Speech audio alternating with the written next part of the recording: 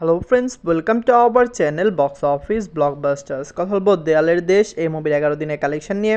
কথা বলবো রাজকুমার এই মুভির 11 দিনের কালেকশন নিয়ে। মির্জা এই মুভির 11 দিনের কালেকশন নিয়ে। আপনি জানিয়ে দেই, অঙ্কুশ হাজরা স্যার অভিনীত মির্জা ফিল্মটি ক্লিন হিট ব্লকবাস্টার হওয়ার সম্ভাবনা প্রবল। আপনারা জানেন অফিসিয়ালি কিন্তু টিম ডিক্লেয়ার করেছে তাদের ফিল্মটি কত টাকা আয় করেছে। আমরা এক্সপেক্ট করছি মুভি লং টাইম রানে ভালো আয় করবে। নিট কালেকশন খুবই ভালো এসেছে এবং গ্রোস কালেকশনও মুভির খুবই ভালো এসেছে, যেখানে রাজকুমার সুপারস্টার সাকিব খান স্যারের ফিল্ম পুরোপুরি ব্লকবাস্টার। ওভারসিজ মার্কেটে তো মুভিটি আরও ভালো কালেকশন করছে, যেখানে সিনেপ্লেক্স মাল্টিপ্লেক্সে মুভিটি প্রতিদিনই একটি দুটি করে হাউসফুল শো দিচ্ছে। কথা বলবো এই তিন টিমের কালেকশন নিয়ে। ভিডিও ভালো লাগে তো লাইক করবেন এবং এখনও যদি বক্স অফিস ব্লকবাস্টার চ্যানেলটি সাবস্ক্রাইব না করে থাকেন, সবার আগে সকল মুভির লেটেস্ট আপডেট এবং বক্স অফিস কালেকশন জানার জন্য আমাদের চ্যানেলটি সাবস্ক্রাইব করে নেবেন।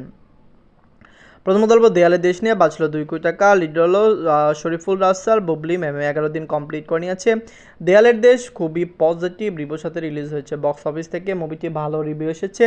আপনারা জানেন দেয়ালের দেশ কিন্তু এবার সবচেয়ে এগিয়ে ছিল রাজকুমারের পরেই, কারণ আপনারা জানেন রাজকুমারের পরে সবচেয়ে বেশি হাইপ ছিল দেয়ালের দেশ এবং ডেড বডি সরে গিয়েছিল, কিন্তু দেয়ালের দেশ ঈদে এসেছে এবং মুভিটি সকল জায়গা থেকে ভালো কালেকশন করতে সক্ষম হয়েছে। নিজের 11 দিনে বাংলাদেশ থেকে আয় করেছে 8 লক্ষ টাকা। টোটাল কালেকশন হলো 1,99,00,000 টাকা।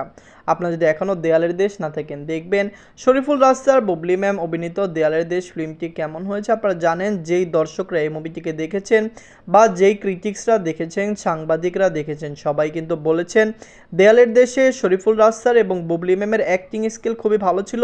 তারা খুবই পিওর অ্যাক্টিং এই ফিল্মে করেছে। কথা বলবো রাজকুমার নিয়ে বাঁচলো 10 কোটি টাকা। লিড হলো সুপারস্টার সাকিব খান স্যার, 11 দিন কমপ্লিট করে নিয়েছে।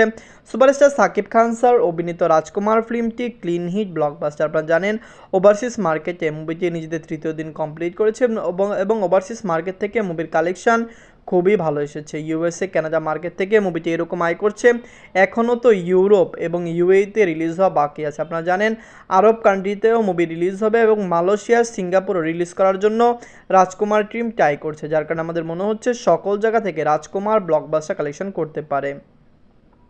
নিজের 11 দিনে মুভি বাংলাদেশ থেকে আয় করেছে 66 লক্ষ টাকা। ওভারসিজ মার্কেট থেকে আয় করেছে 75 লক্ষ টাকা।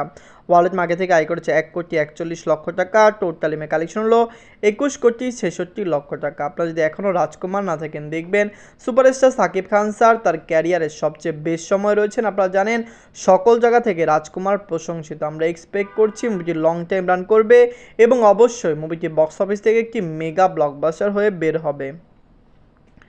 কথা বলবো মির্জা নিয়ে বাঁচলো 4 কোটি রুপি। লিড হলো অঙ্কুশ হাজরা স্যার, 11 দিন কমপ্লিট করে নিয়েছে।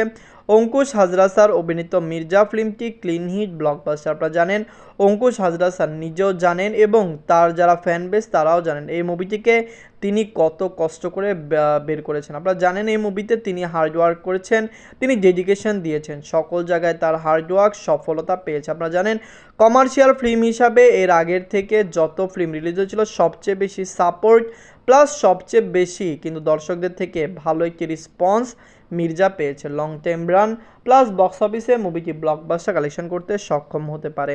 নিজের 11 দিনে ওয়েস্ট বেঙ্গল থেকে আয় করেছে 15 লক্ষ রুপি। টোটাল কালেকশন হলো 3,12,00,000 রুপি। মির্জা কমার্শিয়াল ফিল্ম হিসাবে বর্তমানে খুবই ভালো কালেকশন করছে। লাইফ টাইমে মুভিটি 5 কোটি রুপি প্লাস বিজনেস করতে পারে।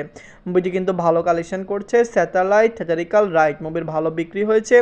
অঙ্কুশ হাজরা স্যার বলেছেন মির্জা দিয়ে তিনি প্রফিট আয় করতে পারবেন না, কিন্তু তিনি পুরোপুরি কনফিডেন্সের সাথে বলেছেন মির্জা 2 দিয়ে তিনি অনেক টাকা প্রফিট আয় করবে। আপনারা যদি এখনও মির্জা, রাজকুমার, দেয়ালের দেশ না থাকেন, দেখবেন কমেন্ট করে জানিয়ে দিন এই 3টি মুভির মধ্যে সবচেয়ে সেরা বাংলা মুভি কোনটি। ধন্যবাদ।